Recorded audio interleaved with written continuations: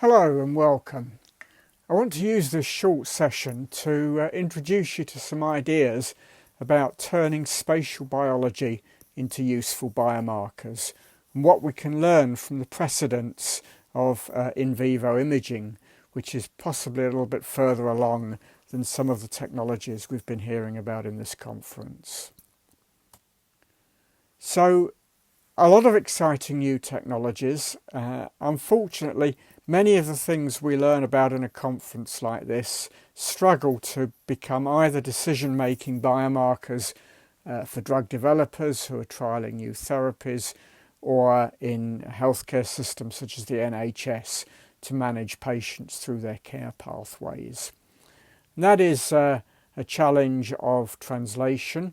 The important thing is to turn our measurements into things that either drug developers or physicians can use to make decisions with. It's well known that there are two translational gaps. The first is between the basic research, the method itself, the basic biology. First gap is between the lab and using the biomarker in medical research as a trusted tool. And then the second gap takes the measurement all the way through into patient care, where it can be used, for example, in the NHS to determine which treatment which patient should get. I'm going to put it to you that it's a little bit harder to translate spatial biomarkers than the more conventional biofluid biomarkers, such as a PSA or an LDL cholesterol or an omic test, which is taken from blood or some other biological fluid. Okay, so if we're going to develop a measurement as an endpoint in a clinical trial, we're probably going to do some kind of significance test, a student's t-test or u-test or something like that. So before we even think about using the measurement, we're going to have to do a power calculation in the knowledge of the test we're going to make. And that probably means it's either going to be a continuous scalar variable, like the ruler, or possibly we're going to have the measurement as divided into a series of categories. As you've seen here, the letters have no meaning, but in the Scrabble set, they have higher and higher values, so we can say that's an ordered categorical from 1 to 5. The second thing we could think of doing is using our biomarkers in healthcare, and here typically a patient enters the system, they have a test, and the aim is it's going to be our test, and if they're above a cut-off they get one care pathway, and if they're below the cut-off they're going down a different care pathway. We're probably going to do a cost-benefit analysis to compare the outcomes with those two different care pathways. But the important thing is that test reduces to a simple binary, either yes or no, above or below cut-off. Occasionally it might be a trinary, but most commonly it'll be a binary. So the biomarker concept. This was introduced about 20 years ago and was updated in 2016 with the BEST resource sponsored by NIH and FDA. And most importantly, it does explicitly recognise that spatially varying biomarkers such as histologic and radiographic measurements are just as legitimate as the more traditional molecular biomarkers. So one of the things we have to do is to make our measurement into a biomarker is to technically validate the assay. This is simply about the measurement. It's not about what it means, but importantly it's asking whether our measurement can be performed where it's actually needed and give comparable results. If it's a drug trial, it has to be doable in any trial centre. That might not be a big deal if it's a single centre phase 1, but if it's a big phase 3 in 60 hospitals in 20 countries, that might be a big deal. If we're going to use it in healthcare, then in principle we might want to use it in any healthcare facility in the world, or at least any hospital in the world. And if it's going to be put onto the drug label, onto the prescribing information, then ideally that assay is going to be available and stable for the duration of the label, which may be many, many years. So the assay needs to move from being something that is just done in one specialist lab all the way through to something that's incredibly stable and reproducible over both space and time. Accuracy is very commonly discussed with molecular biomarkers. A little bit more difficult with some spatial biomarkers, as defining what we mean by spatial accuracy and proving that that's reproducible and meaningful can be a little bit more problematic. Repeatability is not difficult to show.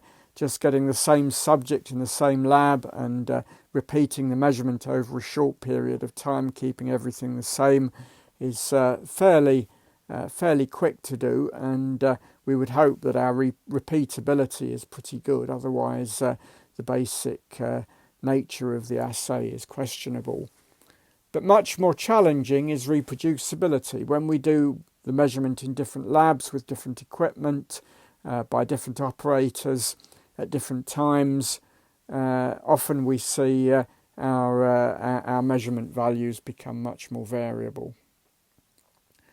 And finally, this is not so often discussed, but availability. We need to make sure that our hospitals all possess equipment. If our measurement involves injecting something or taking some biopsy, we need to know that we can do that ethically and legally in all the jurisdictions where we want to work. And that often is a limitation in some of the more elaborate measurements. The good news is that regulators already understand a lot about spatial biomarkers from imaging, from in vivo imaging. This goes right back to the late 19th century when Röntgen discovered the X-ray. But radiographic biomarkers have been used in medical research and drug development right back since the 1950s. In the last decade, in the first part of the last decade, the FDA approved a couple of hundred new drugs, but of those, nearly half were approved with surrogate endpoints rather than clinical endpoints. And interestingly, of those surrogate endpoints, 30 of them were actually imaging biomarkers. So the FDA was confident enough in imaging measurements as biomarkers that it could use them to substitute for clinical outcomes. And of course, there are many other imaging biomarkers which are used in regulatory submissions, even if they're not actually used as a surrogate endpoint.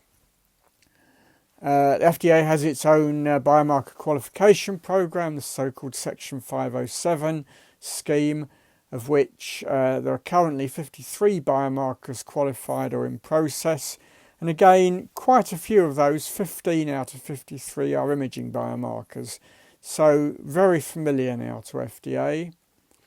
There's even one imaging biomarker is approved as a companion diagnostic. That's the FerroScan liver iron content test using MRI. And of course, there are many other imaging biomarkers that you find on drug labels for safety monitoring, patient selection, inclusion, exclusion criteria, and so on. So this is an area where the regulators are really very comfortable. So how are we going to translate our spatial biomarkers so that they can be used by drug developers and regulators? And I'm going to suggest three different pathways, which rather colloquially I'll call how ugly, how big, and how hot. Technically, how ugly is an ordered categorical. How big would be an extensive variable, which is continuous. And how hot would be an intensive variable, which is continuous. And I'll show examples of those on the next slide. So this is from a rheumatoid hand study, a SYK inhibitor, which we published a few years back. So these are MR images of the hand. So first of all, we can see the raw MR image of the hand, and in particular you can see the highlighted regions of synovitis, where gadolinium-based contrast agent is poured into the synovitis across the leaky endothelium and increase the signal intensity in MRI. And a radiologist can score that according to a published scoring system called RAMRIS, and they can give us a standard score. And because the RAMRIS system is well established and standardized, we would expect that any radiologist in the world would score the same image and get the same score. Secondly, we can segment the image just so that we have we discard all the parts of the image that are not synovitis. What we're left with is those parts of the image which are synovitis. I should say that these are 3D images and I'm just showing you a single slice, but we can get a volume of synovitis which is measured in mils. And then thirdly, we can make a map of the uptake rate of the gadolinium contrast agent, and we can see that in a couple of regions the synovitis is very, quote, hot, unquote. In other words, there's a very high rate constant for the gadolinium to pour over the leaky endothelium in the most pathologically damaged synovitis. So, ordered categoricals, how ugly? In this case, images are scored by typically a radiologist or some other qualified healthcare professional who is trained and takes accountability for the quality of their work.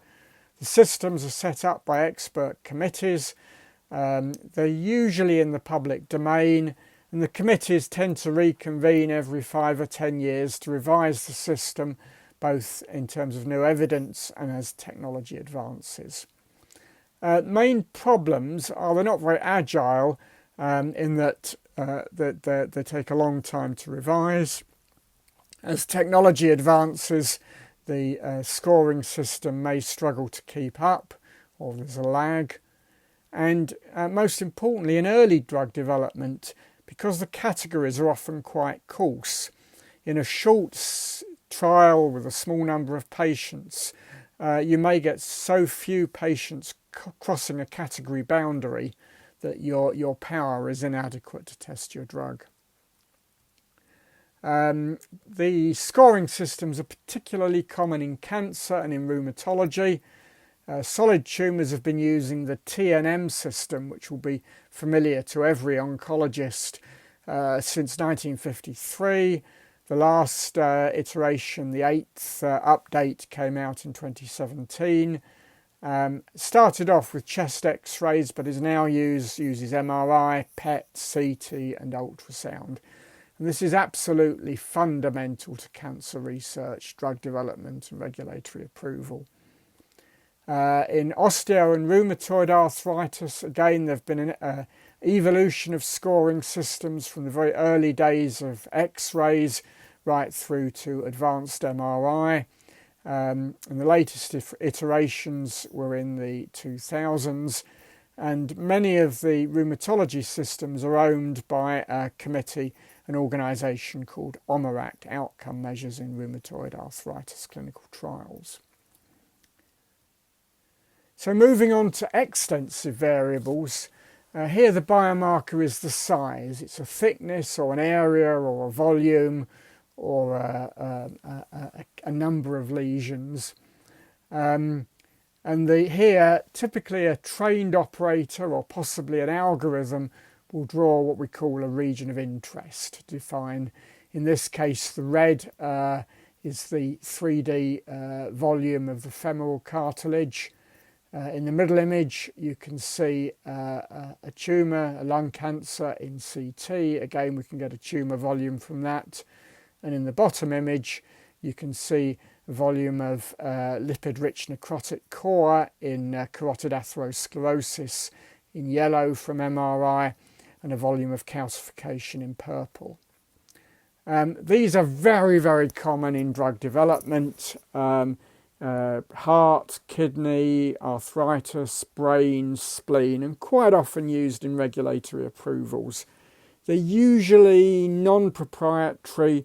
They're measured with pretty standard equipment, and they're not that difficult to standardise and validate. There are sometimes, there's usually some extra work to do, but it's not normally really problematic.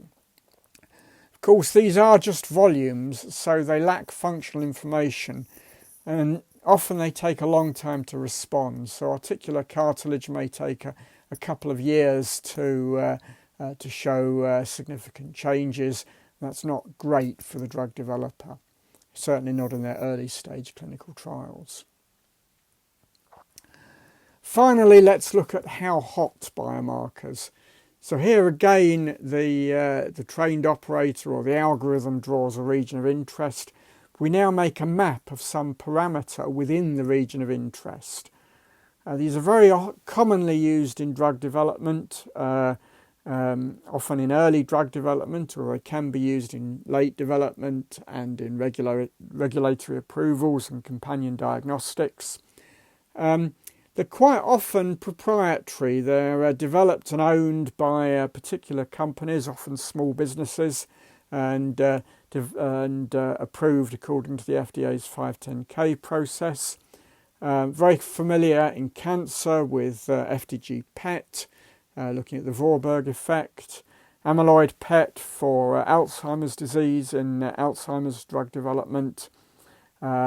In cancer and inflammation, we often use gadolinium uptake, the K-trans rate constant.